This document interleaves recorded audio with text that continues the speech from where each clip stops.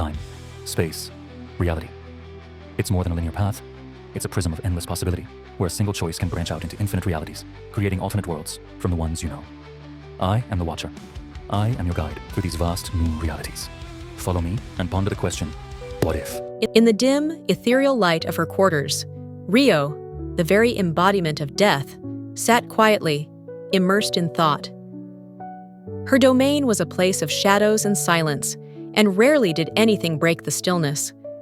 But today, she felt something, a tremor of familiarity, a pull from a lifelong past. Her gaze sharpened, and in an instant, she knew. Agatha. Rio's pulse quickened, though the irony of death having a heartbeat amused her.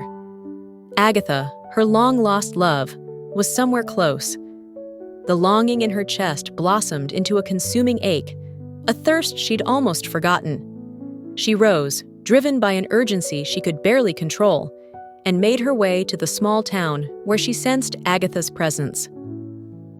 The town was quiet, mundane, the scent of autumn in the air. This was the place she had come to before, where the delicate web of existence had tangled when she'd tried to claim the Scarlet Witch's soul.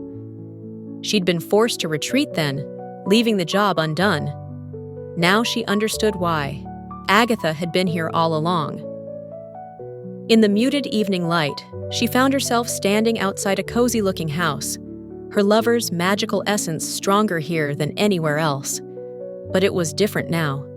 The formidable witch, whose powers had once rivaled the stars, was bound by some strange curse, reduced to an ordinary life. Agatha, the Agatha Harkness, was a regular woman in this town, working 9 to 5, shopping for groceries, and leading a life entirely devoid of magic. Rio's lips quirked in amusement, yet a deep pity stirred within her. What had she become? From the shadows, she watched Agatha go about her days, curiosity and a twisted sort of pity mixing in her gaze. This woman, once feared, now bound to mortal trivialities. She couldn't help but laugh quietly, thinking how odd it was to see her former lover solving small-town mysteries rather than bending the universe to her will. But fate, it seemed, was offering her a window of opportunity. One evening, Rio seized her chance, donning the guise of an FBI agent. She tracked Agatha's movements to a dusty, dimly lit bar, where Agatha had made herself at home, fully immersed in her role as a local detective. With an air of confidence, Rio approached, letting her presence be felt before Agatha even laid eyes on her. Agatha looked up from her notepad, brow arched, suspicion glinting in her eyes. "So," she drawled, "you're here to control my case now too?" Rio allowed herself a smile. "Only if you want me to.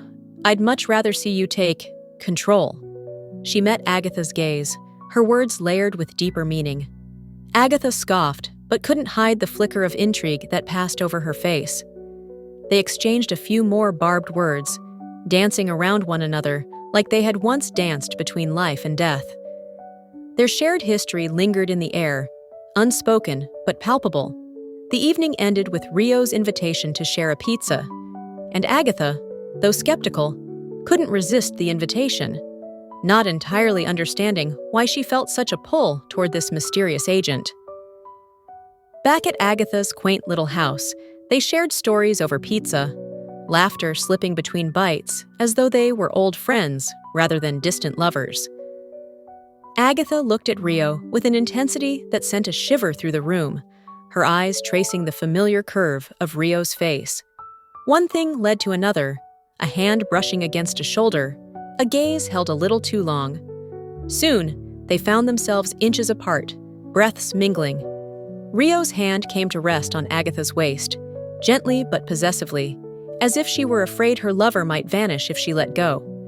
Then, with a surge of need she could no longer restrain, Rio pinned Agatha against the wall, her thigh pressing between Agatha's legs, earning a breathless gasp.